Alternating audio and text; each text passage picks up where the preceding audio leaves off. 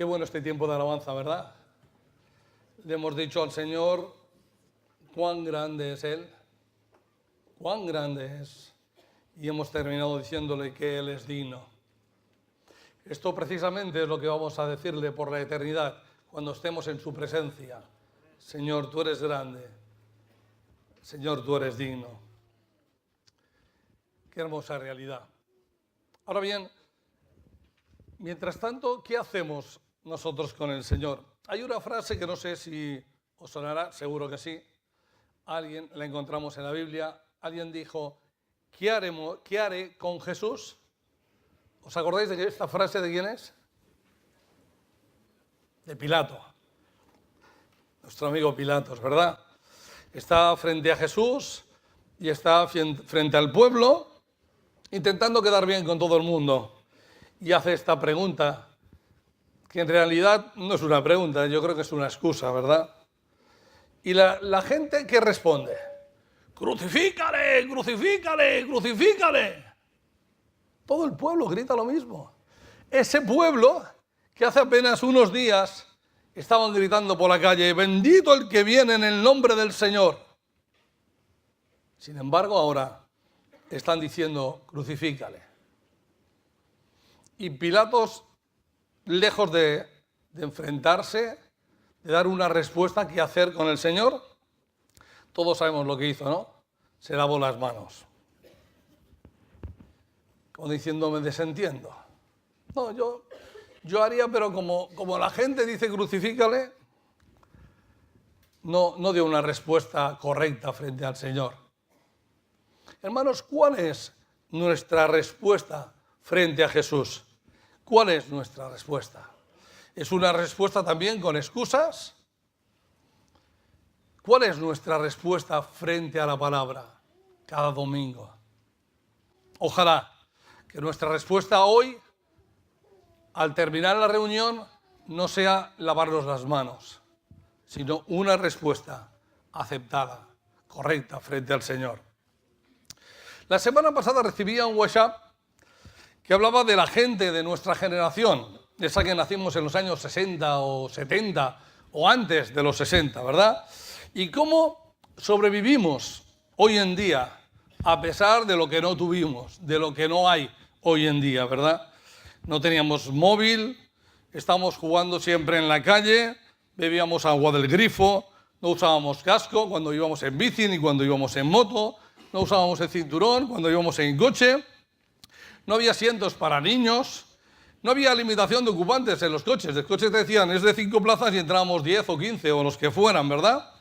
Los coches no tenían ABS, nuestros bebés dormían en camas pintadas con plomo, vivíamos rodeados de elementos que contenían amianto, tomamos refrescos con azúcar y a pesar de todo, mirad qué bien estamos. Estamos fenomenales. ¿Cuántos hay que son anteriores de los 60 a los 70? Puf, fíjate, y tan frescos estamos. ¿Verdad que sí? Parece mentira cómo hemos sobrevivido a todo esto. Pero hermanos, los tiempos cambian. Eso está claro, que los tiempos cambian. Incluso cambia el lenguaje, cambian los conceptos, cambian tantas cosas. Yo no sé si cambian para bien o para mal, pero cambian seguro. Pero fijaros una cosa. Lo estaba pensando en esta semana cuando preparaba el mensaje. Si a la población de hoy le diéramos la oportunidad de eliminar una palabra del diccionario, o sea, la quitamos, desaparece, ¿vale? Desaparece este concepto. Una de las más votadas para eliminar, ¿sabéis cuál sería? La palabra obedecer. Obedecer. Y eso que no dice mucho, dice obedecer es cumplir la voluntad de alguien que manda, o una ley, o una norma. Pero no nos gusta obedecer. No nos gusta, y menos nos gusta que alguien nos mande, ni que nos obligue a algo. Porque hoy en día, somos independientes, autosuficientes, inteligentes, y un largo entes que podría ir nombrando, ¿verdad? Que impide que podamos utilizar esa palabra obedecer. Los que hicimos la mili, que ya somos pocos, entendimos un poco ese concepto de obedecer. Lo que ya quizás se nos ha olvidado, pero algo ahí entendimos, de las pocas cosas que entendimos, ¿verdad? Ahora bien, esa alergia a obedecer, porque es una alergia, es la misma que tenía el pueblo de Israel frente a la obediencia. Y a veces yo creo que es la misma que tiene el pueblo evangélico, ¿verdad? Eso de obedecer, en pleno siglo XXI nos cuesta. Mira, nos pueden pedir cualquier cosa, pero eso de obedecer, mira que es difícil, ¿no? Sin embargo, es una actitud que vemos repetida hasta la saciedad en la Biblia. Porque si hay un ejemplo claro de lo que es la obediencia y la desobediencia, es lo que encontramos en la palabra y sobre todo en concreto lo que hace referencia al pueblo de Israel, al pueblo de Dios. Ahí vemos un claro ejemplo de lo que es la obediencia y sobre todo lo que es la desobediencia. Vamos a repasar un poquito. Vamos a ver ese pueblo que es sumamente desobediente. En Hechos 7, 38 y 41 nos está hablando el apóstol de que, hablando de esos tiempos, de los tiempos de Moisés, este es aquel Moisés que estuvo en la congregación en el desierto con el ángel que le hablaba en el monte Sinaí y con nuestros padres y que recibió palabras de vida que darnos, al cual nuestros padres no quisieron obedecer, sino que le desecharon y en sus corazones se volvieron a Egipto. Fíjate bien, ese Moisés, ese líder que sacó a ese pueblo de la esclavitud de Egipto, sin embargo, Dios le llama al monte, le da su palabra y mientras tanto el pueblo ya le está liando otra vez. Ya está haciendo un becerro, ya está desobedeciendo y dice que otra vez le desobedecieron y le desecharon. Y es más, no se fueron a Israel, pero sus corazones, su intención, sus ganas, era volverse a Egipto. Dios tiene que advertir una y otra vez a su pueblo de que le obedezca. Y vemos que por culpa de no obedecer, pues el pueblo sufre un castigo detrás de otro, una desgracia detrás de otra. Incluso fijaros que hasta el mismo pueblo es castigado a no entrar en esa tierra prometida que fluye leche y miel, hasta pasar 40 años dando vueltas en el desierto. 40 años. Qué tremendo la historia del pueblo de Israel. Desobediencia, desobediencia, desobediencia. Sin embargo, también hay ejemplos de obediencia en el pueblo de Israel. Yo casi no me acordaba, pero sí, también a veces ha obedecido el pueblo de Israel. Y, por ejemplo, un ejemplo lo encontramos en Josué 1, que Dios habla con Josué, acaba de morir Moisés, Josué toma el relevo del mandato de esa nación y Dios le reitera las promesas que había dado Moisés y le ordena que se levante, cruce el Jordán para recibir esa tierra que Dios ha prometido, esa tierra que fluye leche y miel. Esa tierra que dice que yo os he entregado. Así, en el capítulo 6, aparece ahí el pueblo que, obedeciendo a este mandato de Dios, empieza a entrar en la tierra, a conquistar esa tierra. Pero madre mía, seguro que no pensaban que la conquista iba a ser así. Aparece Jericó, una ciudad amurallada, pero vamos, amurallada hasta las cejas. Una ciudad inexpugnable, una ciudad tremenda, que era imposible conquistarla. Y Dios vuelve a hablar con Josué, y Josué habla con el pueblo, y le explica la estrategia, la táctica militar. Y el pueblo obedece a esas instrucciones. El pueblo obedece. Y no fueron fáciles esas instrucciones. No te creas tú que fue fácil. La táctica que presentaba aquí Josué, muy militar no era. Dar vueltas y después de dar vueltas y vueltas y vueltas, gritar.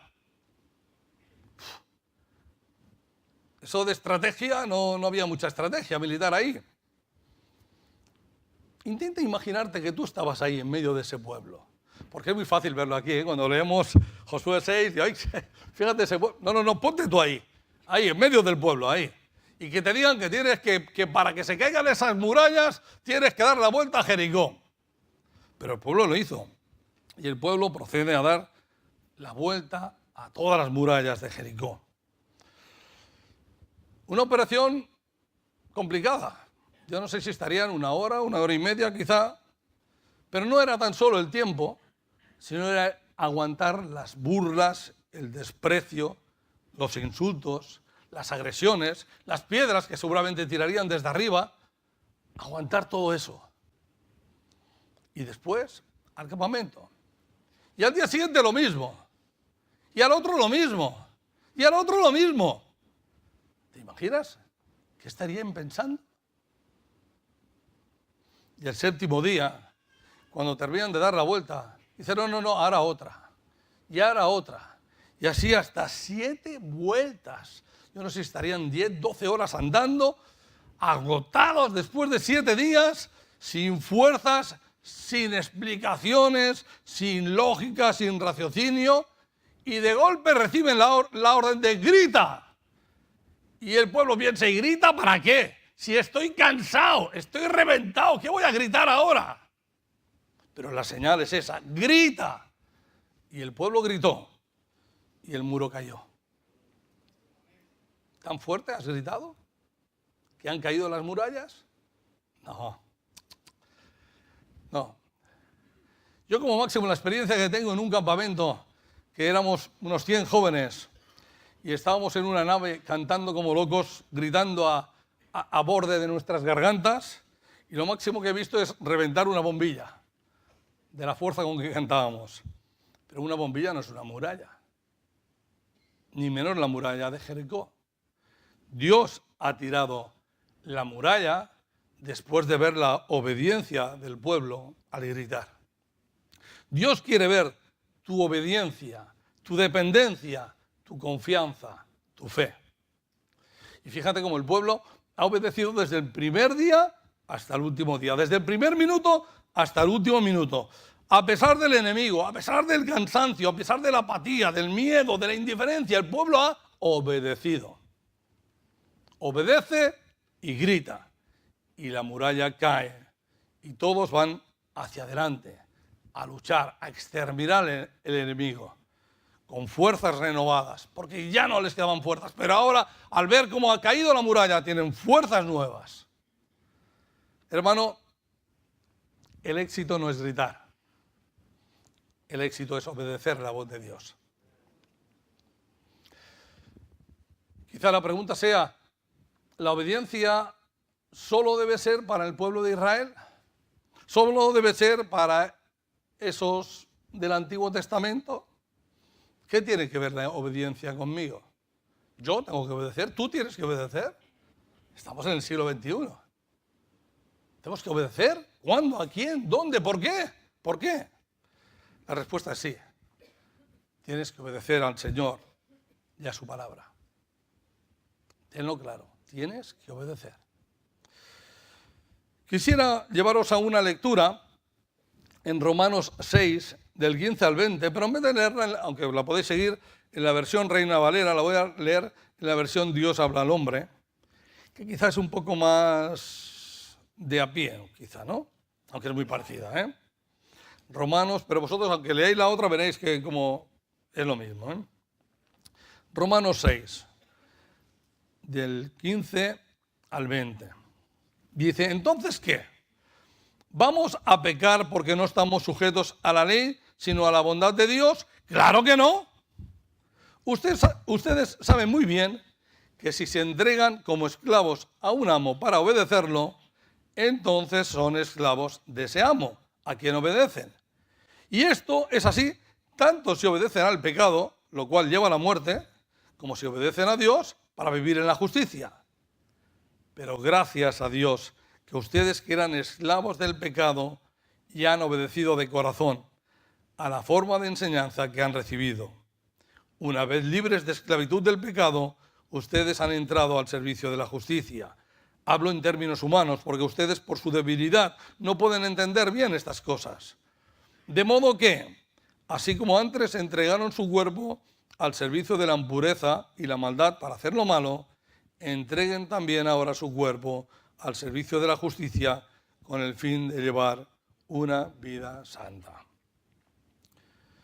Un buen texto. Un buen texto. Y aquí hay un principio que lleva a un final, que es absoluto y es irrevocable. Y el apóstol dice, y ustedes lo saben muy bien. Lo sabemos muy bien, ese final. Si obedeces a un amo, estás siendo esclavo de ese amo. Es así de sencillo. Si obedeces a un amo, estás siendo esclavo de ese amo. Lo que determina tu relación de esclavitud es tu actitud y tu obediencia. ¿Obedecer es bueno o es malo? Pues depende, depende a quién obedeces. Depende de quién es tu amo, quién es tu Señor, quién es tu Rey. De eso depende. Y Pablo quiere recordarles su tiempo de esclavitud, porque de eso Pablo la verdad que sabía mucho, ¿no? Él estaba viviendo en una época de esclavitud, la esclavitud romana. Esa esclavitud que no era ocasional, sino que era continua, permanente, que no tenía fin. Él sabía lo que era un esclavo. Un esclavo era menos que una persona, menos que un animal. Nada tenía, nada importaba, su valor era nulo, se le podía matar, no importaba nada. Su tarea, la tarea del esclavo era obedecer y nada más. Pero Pablo también quiere recordarles una esclavitud peor que la esclavitud romana, y es la esclavitud del pecado. La esclavitud del pecado, en la que antes ellos también habían estado sujetos. Y ellos podían recordar que habían sido esclavos del pecado, del mundo, de Satanás. Lo habían vivido, lo habían vivido. También nosotros podemos recordar, ¿verdad?, que en otro tiempo, a pesar de estar en el siglo XX o XXI, también éramos esclavos del mundo. ¿Sí? Pero Pablo no solamente les nombra esa situación que ellos recordaban, sino que les da una alternativa. Otra forma de esclavitud que se obtiene obedeciendo de forma voluntaria y gratuita hacia la persona de Jesús. Y que no se asemeja a la anterior esclavitud, ya que este nuevo amo es alguien que te ama, te cuida, te ha perdonado y te ha salvado. Por lo que ahora, si quieres permanecer, entre comillas, santamente esclavo, por decirlo de una forma cariñosa, o sea, libre del pecado, solo tienes que obedecerle al Señor. Lo que va a determinar si eres esclavo del pecado o esclavo del Señor es tu conducta, tu obediencia al mundo o al Señor. Tú eliges a quién obedeces. Es como aquel general que ha sido degradado y destituido por su conducta impropia. ¿Sabes qué? Ese general puede dar órdenes a sus soldados, pero no tiene derecho a darlas, ni tiene derecho a que las mismas órdenes sean obedecidas. Nuestra obediencia debe ser al nuevo general que le sustituye. Pero si actuamos de esta forma, obedeciendo todavía al antiguo general, estamos haciendo las cosas mal, muy mal. Hermanos, es imposible ser neutral. Por muy democráticos, muy liberales que somos, es imposible ser neutral. Tenemos un amo. Tú decides quién es tu amo. Y fíjate bien que además en el versículo 17 nos dice, nos invita a obedecer, pero además en unos términos que son impresionantes. Obedecer con todo el corazón. No se trata de obedecer simplemente, sino con todas nuestras fuerzas, con toda nuestra alma, con todo nuestro corazón. Eso es lo que pide la palabra, eso es lo que está diciendo Romanos. Y hay otros pasajes que siguen aportando ideas sobre la acción de obedecer. En 2 Tesalonicenses 3:4, no hace falta que lo busquéis, simplemente es un versículo. Dice, si alguno no obedece a lo que decimos por medio de esta carta, y se está refiriendo a los creyentes que son vagos, que son ociosos. Dice, a este señaladlo y no os juntéis con él para que se avergüence. Si alguno no obedece, ¿a qué? A la palabra, al Señor, a la tarea que tienes encomendada, a la misión que Dios te ha dado. Señaladlo y no os juntéis con él. Es serio. La palabra de Dios, queridos hermanos, no sirve solamente para dar un mensaje, no sirve solamente para tener una sana doctrina o un gran conocimiento bíblico, sirve para mucho más. sirve para transformar al hombre a través de la obediencia. Si no te encaras así frente a la palabra cada día, cada predicación, entonces no cumple su principal objetivo. ¿Cuál es el objetivo de la palabra? ¿Cuál es el objetivo de una predicación? ¿Cuál es? Hebreos 4:12 nos dice, ¿verdad? Porque la palabra de Dios es viva y eficaz y más cortante que toda espada de dos filos y penetra hasta partir el alma, el espíritu, las coyunturas y los tuétanos y descierren los pensamientos y las intenciones del corazón y no hay cosa creada que no sea manifestada en su presencia. Antes bien, todas las cosas están desnudas y abiertas a los ojos de aquel a quien tenemos que dar cuenta. Cuando la palabra de Dios te deja al desnudo de tus ideas, de tus convicciones, entonces realiza esa función de abrir tus ojos y de abrir tu corazón a Dios. Y cuando ves con los ojos que Dios ve, es cuando puedes obedecerle para ser un fiel imitador de Dios. Pero aún hay más. Hechos 5:32 nos dice, a este, refiriéndose a Jesús, Dios le ha exaltado con su diestra por príncipe y salvador para dar a Israel arrepentimiento y perdón de pecados. Y dice el apóstol, y nosotros somos testigos suyos de estas cosas, y también el Espíritu Santo, el cual ha dado Dios a los que le obedecen. ¿Has oído bien? Repito la última frase. Y también el Espíritu Santo, el cual ha dado Dios a los que le obedecen. La obediencia es obligatoria para los que somos salvos. El Espíritu Santo es dado a los que le obedecen. Puedo coger el versículo si quieres y darle unas cuantas vueltas, pero seguirá diciendo lo mismo, ¿eh?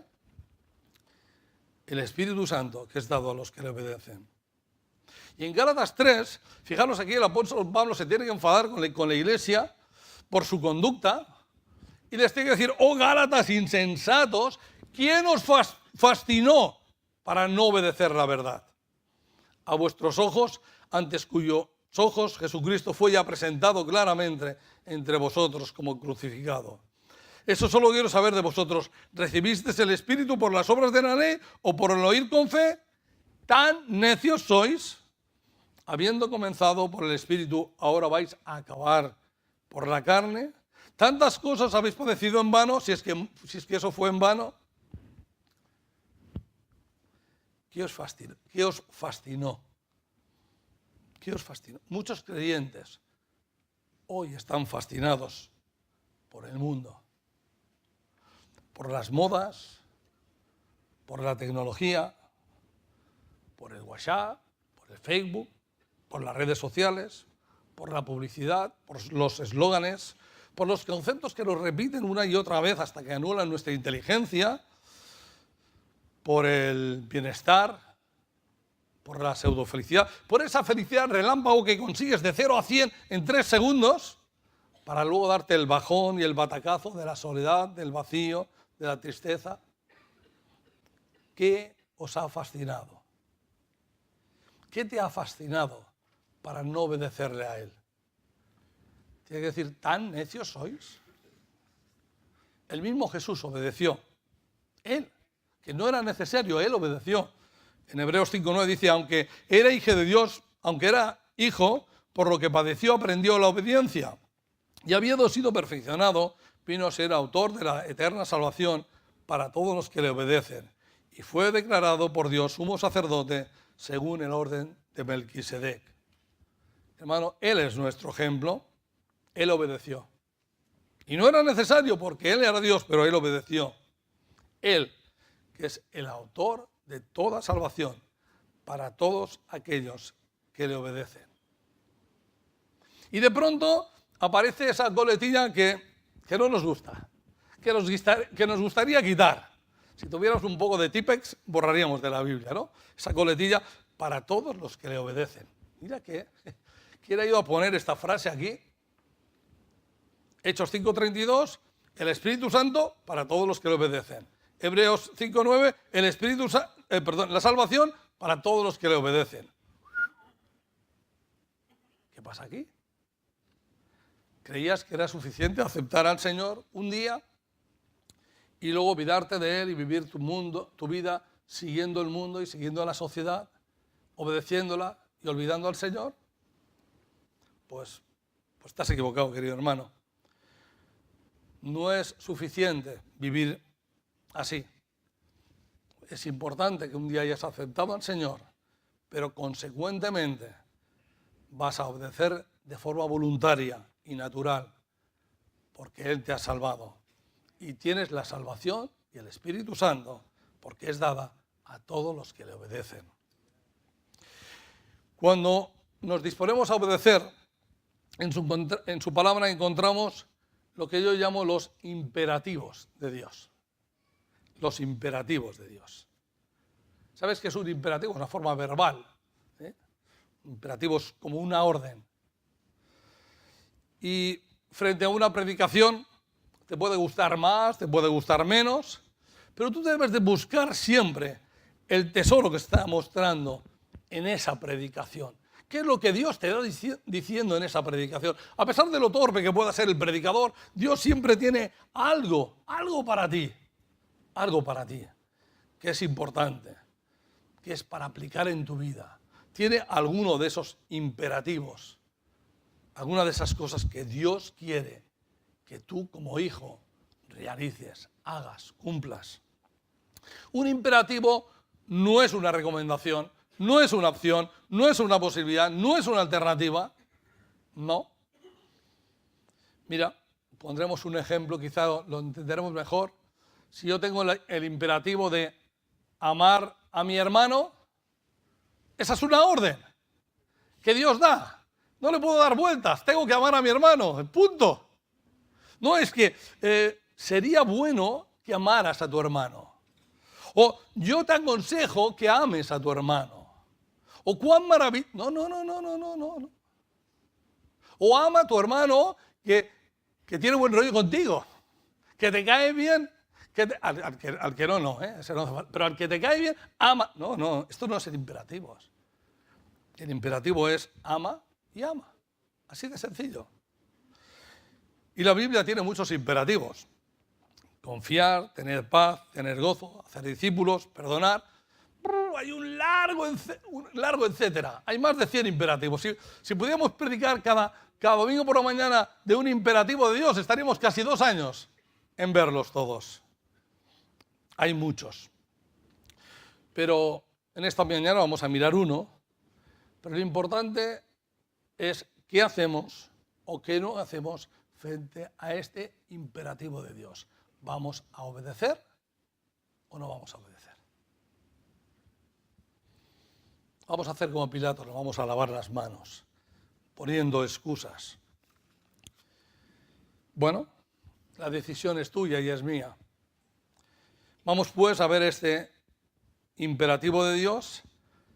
No es más importante ni menos que otro, simplemente son los imperativos, son las órdenes que Dios nos da a cada uno de nosotros. Es uno de ellos. Y el que quiero hablar en esta mañana es confiar.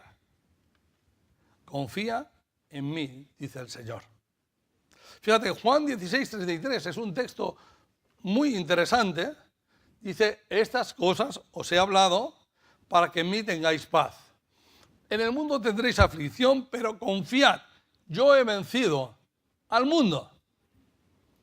Qué tremendo versículo, ¿verdad?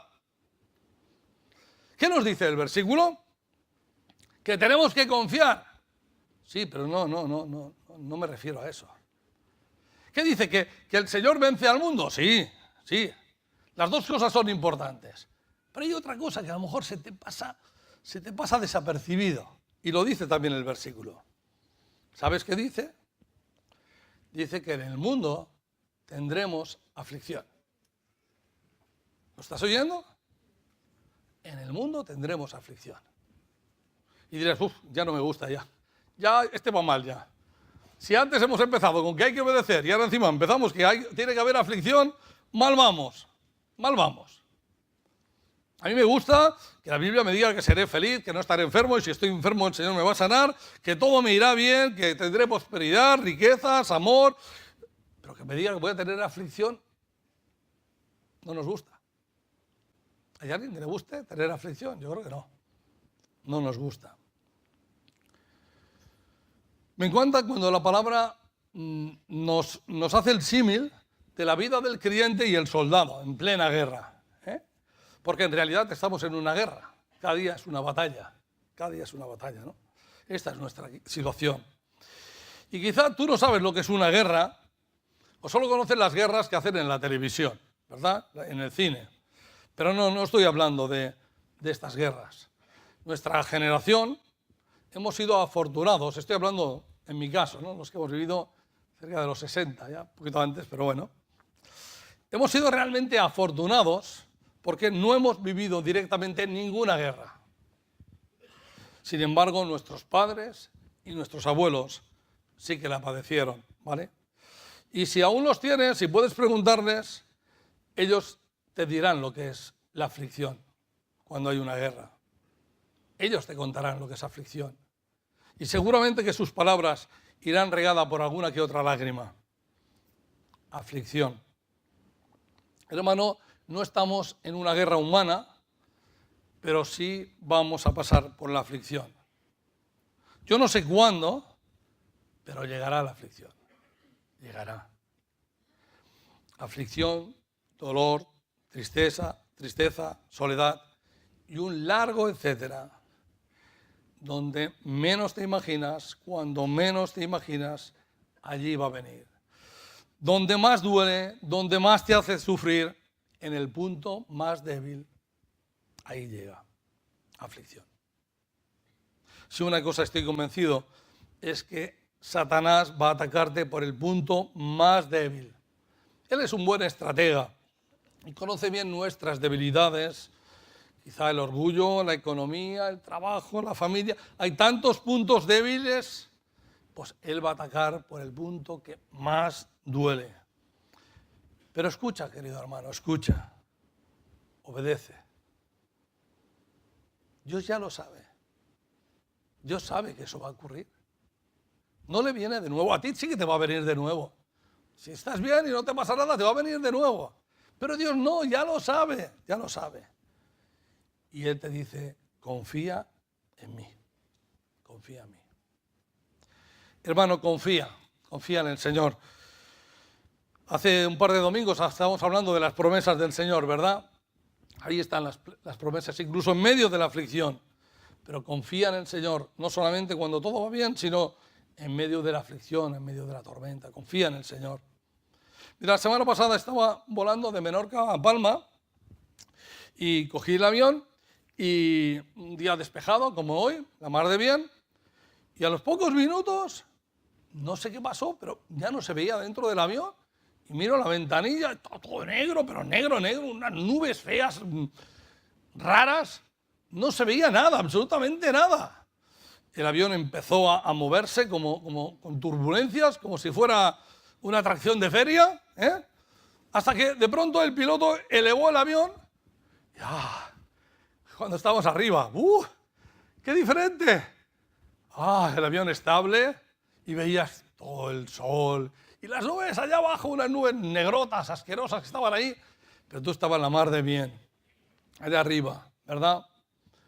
Aunque a mi alrededor puede estar muy negro, con muchos nubarrones, tengo que saber que mi Dios está por encima de las cosas, por encima de las nubes. Él controla, Él lo sabe, Él lo sabe. Tú no, tú estás ahí, estás asustado, te cambian las cosas de golpe y no te lo esperabas, pero el Señor sabe, el Señor sabe. Y sabes una cosa, que cuando confías en Él, el Señor nos da paz, da paz. El Señor no evita las circunstancias. No va a cambiar las circunstancias, si estás en medio de la aflicción, estás. Pero el Señor te va a dar paz ahí, aún en medio de esa aflicción. Mira, yo no soy valiente, aunque los que hicimos la mili, cuando nos licenciamos, ¿verdad? Nos dieron una cartilla militar que ponía valor y ponía se le supone. Así que el ejército español supone que yo soy valiente. Bueno, me alegro, ¿verdad? Pero el Señor sabe lo que soy y mi poca o mucha paz que yo pueda tener en medio de la aflicción no depende de mí, depende de mi confianza en Él. Si fuera en mí, lo tendría claro. Mira, un ejemplo que lo podéis tener la más de claro es, y que lo ilustra muy fácilmente, es que me lo imagino, yo es que lo vivo. Cuando Pedro está en la barca y Jesús en medio de la tempestad le dice, Pedro, ven. Y aquel hombre va, se tira y va andando sobre el agua, todo feliz, todo contento, y de golpe empieza a ver el viento y las olas y tal, y el tío ¡buah! Empieza a hundirse, ¿verdad? ¿Os acordáis de esa escena, verdad? Cuando empezamos a mirar alrededor, perdemos la perspectiva de Dios y entonces es cuando nos pegamos el batacazo. Confía en el Señor. Cuando yo viajo en avión, mi confianza no está en el piloto. No espero a ver cómo se llama el piloto. ¿No? Me voy de... No. Mi confianza no está en el piloto. Ni en la marca Boeing, ni en la que sea, ni en los controladores aéreos. Mi confianza está en el Señor. Y esa confianza se traduce en paz, ¿verdad? A pesar de los mareos que produzcan las turbulencias, porque en verdad nos marean las turbulencias. La paz de Dios, la confianza en Dios no va a eliminar las turbulencias, pero sí que va a dar estabilidad y seguridad en medio de ellas. ¿Lo tenemos claro, hermanos? Ahora, tampoco te vayas a creer que cuando estamos hablando de confiar en el Señor, porque hay algunos que o no llegamos o nos pasamos, ¿no? Y algunos se creen que el creyente, bueno, en medio de la aflicción tiene que estar contando chistes y riendo y con MacGyver, que todo puede con todo. No, tampoco es eso, tampoco es eso. Pero sé que puedo pasar esa turbulencia, esa aflicción, seguro y en paz. Sin histerismos, en paz, porque el Señor controla. Ahora, sufriendo, sí, vamos a sufrir, eso está claro. Pablo, lo narra de una forma magistral. Dice, regocijaos en el Señor siempre. Otra vez os digo, regocijaos. Vuestra gentileza sea conocida de todos los hombres. El Señor está cerca. Por nada estéis afanosos, sino sean conocidas vuestras peticiones delante de Dios en toda oración y ruego con acción de gracias. Y la paz de Dios, que sobrepasa todo entendimiento, guardará vuestros corazones y vuestros pensamientos en Cristo Jesús. ¡Wow! Aquí nos dice muchas cosas, también. Haciendo un paréntesis, porque no es el tema, pero no quiero pasar, ya que nos lo hemos tropezado. No lo hemos tropezado, el Señor lo pone, estoy seguro, ¿verdad? Dice, hermano, no olvides, el Señor está cerca. El Señor está cerca. Es impresionante la velocidad que se está moviendo este mundo. El Señor viene pronto, no lo olvides. Estamos llegando al final, no lo olvides. No lo olvides. Mira, hoy es 28, 29, ¿qué día? Yo no sé, 28. El día 30 en Barcelona hay una conferencia de grandes científicos de las mejores universidades del mundo. Quien quiera ir, me lo dice, yo te digo el programa, el día 30. Tema, las tecnologías que alargan la vida. Ese es el tema de hoy, la sociedad. Sí, ya vamos a llegar a los 140 años de vida, pero es que esa no es la meta es vivir muchos más. Y la meta no es esa, la meta es que además vamos a eliminar todas las enfermedades, ya no va a haber enfermos. La meta es la que había en Génesis 1. Vamos a vivir siempre, vamos a ser como Dios. Eso es lo que quiere el hombre, lo que ha querido toda la eternidad, durante toda la vida, ser como Dios. El Señor viene pronto. El hombre se está pasando y el Señor va a parar las cosas de golpe. El Señor viene pronto. Pero a lo que decíamos, a lo del tema de hoy. En este versículo hay una frase que no la olvides, querido hermano. Por nada estéis afanosos, ansiosos. ¿Qué te preocupa? ¿Qué te angustia? ¿Qué te afana? ¿Qué es lo que no te deja dormir, que no te deja descansar? Preséntaselo al Señor y confía en Él y Él hará. Quizá no hará lo que tú piensas que Él va a hacer Porque quizá tú tienes atados tus cabos. También los de Jericó se pensaban que Dios les iba a dar una estrategia militar como la de Napoleón. No era esa. La forma de actuar de Dios es diferente, pero Él va a actuar. No lo dudes. Él va a actuar. Y vamos a ir concluyendo. Os quiero hacer una reflexión final. Mientras tanto voy a pedir al grupo de alabanza, pueden ir viniendo ellos, ¿verdad? Hermano, ¿qué vamos a hacer frente a los imperativos de Dios? ¿Vamos a cerrar la Biblia? ¿Vamos a cerrar los oídos? La Biblia me hace gracia porque se repite mucho eso, de quien tenga oídos para oír, oiga. ¿Cuántas veces aparece en la Biblia? Un montón, ¿verdad? Porque tenemos que oír lo que la Biblia nos dice. No podemos cerrar nuestros oídos. ¿Qué vas a hacer cuando hay una predicación? ¿Desconectar? ¿Pensar en otra cosa? ¿O vas a lavarte las manos como Pilatos y decir, este tema es bonito, pero para otro día? Obedecer no es una opción, es una obligación de los creyentes. Es una obligación. Él te pide que confíes siempre en el Señor. Yo quiero obedecer, ¿y tú? ¿Qué vas a hacer con el Señor y con su palabra? ¿Qué vas a hacer hoy? Si el Señor te ha dicho algo hoy, aunque sea poca cosa, ¿qué vas a hacer con eso? Yo te invito a obedecer al Rey de Reyes, al Señor de Señores, que murió por salvarte a ti y a mí. Pero o tomas la decisión de obedecerle a Él o serás esclavo del mundo. No importa si eres creyente, religioso, oyente, pero si no obedeces a tu Señor es otro. Es el mundo, es la sociedad. Yo te invito a que no te laves las manos como Pilatos, sino al contrario, mójate por el Señor.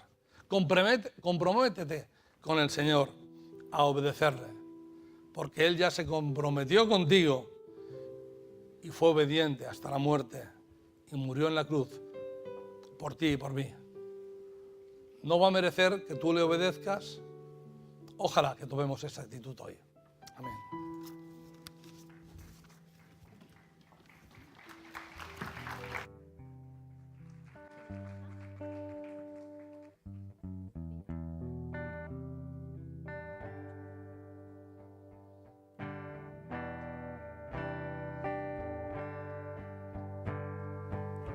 Vino del agua hiciste, los ojos del ciego abriste, no hay nadie como tú. En la oscuridad tú brillaste, del pozo tú me sacaste, no hay nadie como tú.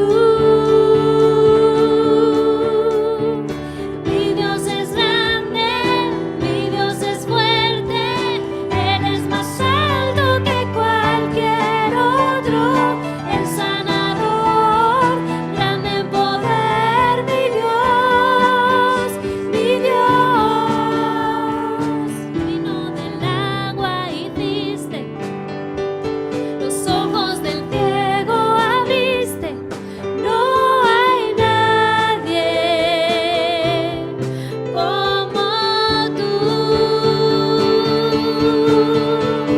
En la oscuridad tú brillaste, del pozo tú me sacaste, no hay nadie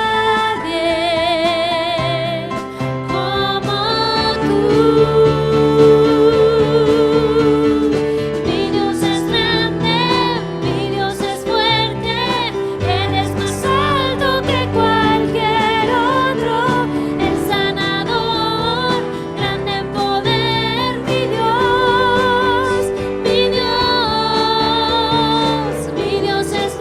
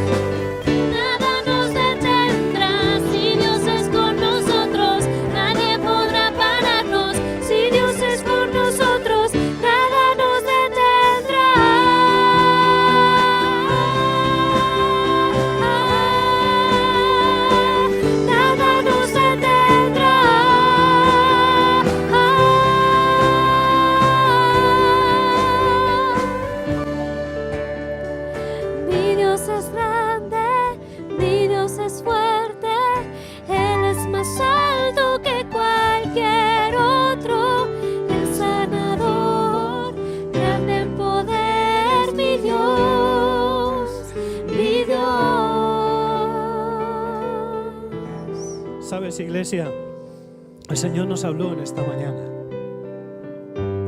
Y la palabra que nos dio es para que podamos obedecerla.